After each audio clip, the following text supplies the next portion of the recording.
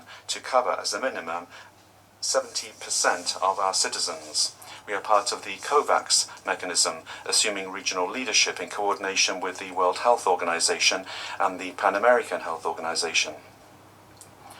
Today, I call upon the international community to strengthen multilateralism in the area of health and to make progress in the fair distribution of vaccines. Delegates, this is our moral duty. If we maintain the delays in fair distribution of vaccines for all countries, then we are being exposed as humanity to new variants attacking us with even more ferocity. Global herd immunity requires solidarity so that some do not hoard supplies to the expense of the needs of others.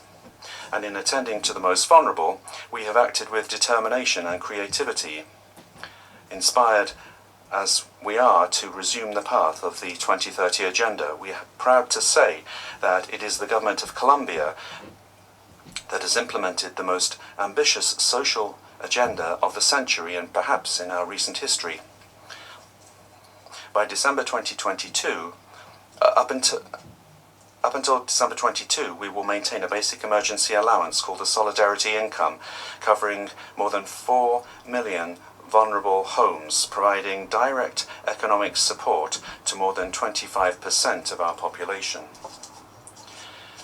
In addition to that, we have created an employment subsidy protecting more than 4 million formal workers, and a scheme for reimbursing VAT to more than 2 million vulnerable homes, correcting the historic regressive effects of this tax.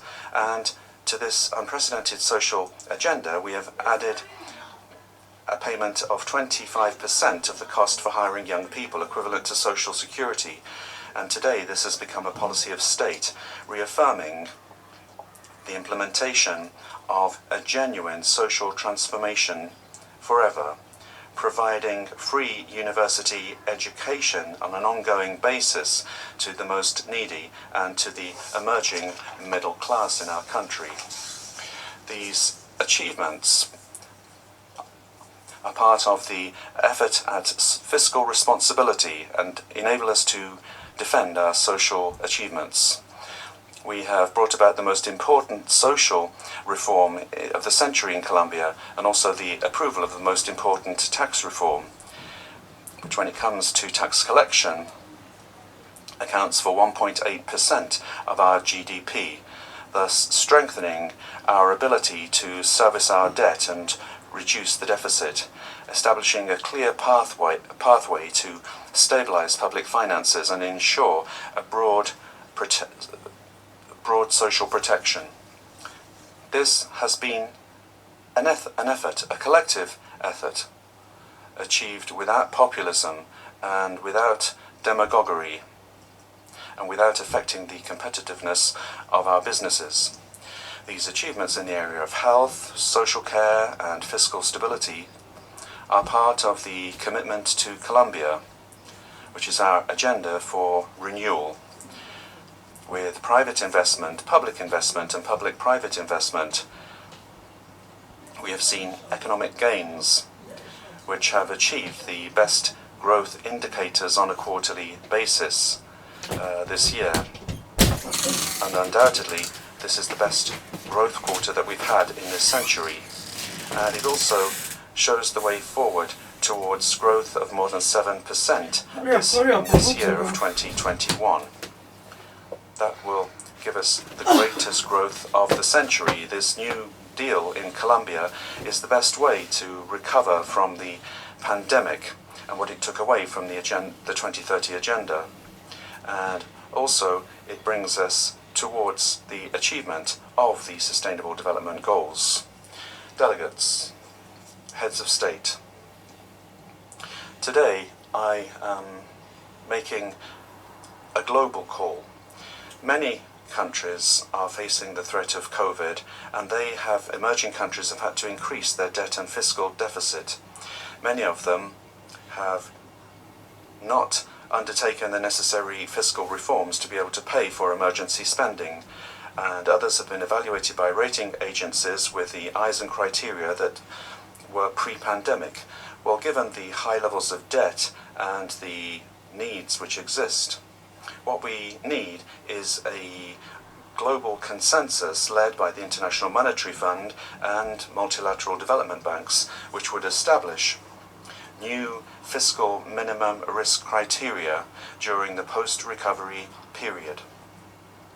If we don't do this, then in the short term, given the demand for debt and a generalized increase in capital costs, what we could see is a debt crisis which will bring with it greater setbacks and global recessionary effects.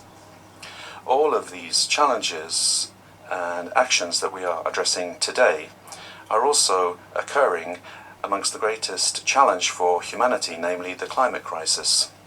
Given this challenge, Colombia is acting with determination and with moral commitment. We are a country which only represents 0.6% of global CO2 emissions, but we find ourselves to be the most threatened by the effects of climate change. Our action requires commitment, boldness, and that we exercise leadership by example. And that is why we will be coming to Glasgow to COP26 with a commitment to reduce our greenhouse gas emissions by 51% by 2030. And also, we will be attempting to become carbon neutral by 2050. And this work has already begun, and this is confirmed by our rapid energy transition, which has its own legislation, which we are expanding exponentially to include renewable and non-conventional energy in order to multiply by a factor of 20 our available capacity, and ensure as well zero deforestation by 2030. And that going hand in hand with the development of the circular economy, the harnessing of the hydrogen cycle, and above all, the total and unrestricted defense of the Amazon. Limited fiscal stability resulting from the impact of the pandemic, for many, will become an obstacle to achieving a lot of the goals unless we develop global tools. And for this purpose, I propose to the global community that for a certain period of time, and with the support of the International Monetary Fund, we establish a rule according to which the expenses and investments on structural climate change can be considered apart from the traditional accounting lines for measuring fiscal deficit. These tools, just like the multilateral debt alleviation and pardoning schemes, together with other successes in the area of climate change, should be applied as soon as possible, and delegates, they should be applied unconditionally. By addressing urgent investment needs, however, we cannot be held hostage to political debates relating to conflicts with regard to allocation of resources. Action is required now, immediately, and it cannot be postponed. Our region of Latin America and the Caribbean needs a strengthening of green funding, which urgently requires the capitalization of the Inter-American Development Bank and also of the CAF, the Development Bank of Latin America. And this needs to happen with other tools. Colombia is facing the pandemic and climate change, and is also addressing the worst migration crisis affecting the planet, the crisis of millions of Venezuelans fleeing the narco dictatorship and infamy. Our work with the United Nations Organization and the Office of Dr. Filippo Grandi, High Commissioner for Refugees, has shown great progress, such as providing temporary protection status to more than 1,200,000 Venezuelan migrants living in our country.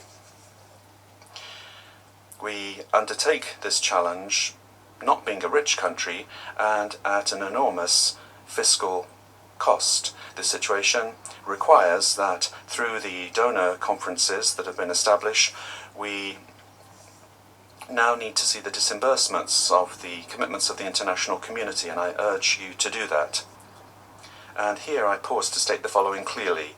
The dialogue between the interim government of Venezuela embodying democratic resistance and the narco-dictatorship, although those talks do give some hope, should not allow us to become dewy-eyed, because the only effective outcome to this situation is the holding as soon as possible of a presidential election which is free, transparent, and involving meticulous international observation.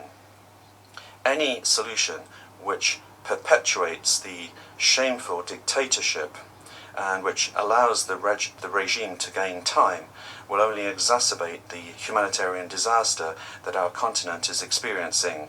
The end of the dictatorship is the only viable way to move forward for the well-being of the Venezuelan people.